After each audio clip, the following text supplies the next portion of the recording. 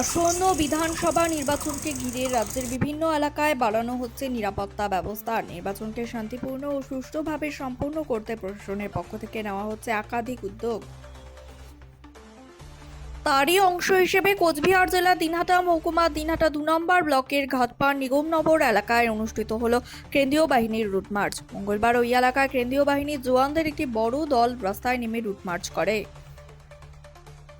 এলাকার গুরুত্বপূর্ণ রাস্তা ও বাজার এলাকায় টহল দেন তারা। এই রুট মার্চে কেন্দ্রীয় বাহিনীর পাশাপাশি উপস্থিত ছিলেন সাহেবগঞ্জ থানার পুলিশ আধিকারিকরাও। পুলিশের গাড়ি ও কেন্দ্রীয় বাহিনীর জওয়ানদের একসঙ্গে টহল দিতে দেখা যায় এলাকা জুড়ে।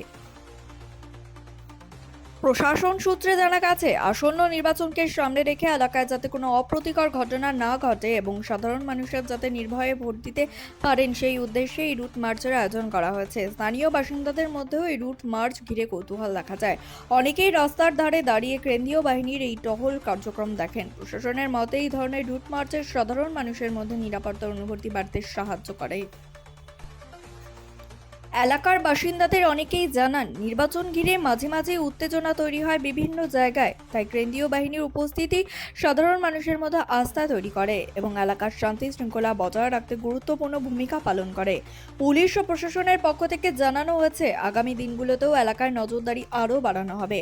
প্রয়োজনে আরও রুট মার্চ করা হবে বিভিন্ন এলাকায়। নির্বাচনকে কেন্দ্র করে যাতে কোথাও কোনো অশান্তি না ছড়ায় সেদিকেও কড়া নজর রাখা হচ্ছে বলে প্রশাসনের পক্ষ থেকে জানানো হয়েছে। সব মিলিয়ে আসন্ন বিধানসভা নির্বাচনকে সামনে রেখে দিনহাটা 2 নম্বর ব্লকের ঘাটপাড় নিগমনগর এলাকায় কেন্দ্রীয় বাহিনীর এই রুট মার্চ এলাকাবাসীর মধ্যে নিরাপত্তা ও আস্থার বার্তা পৌঁছে দিতে গুরুত্বপূর্ণ ভূমিকা পালন করেছে।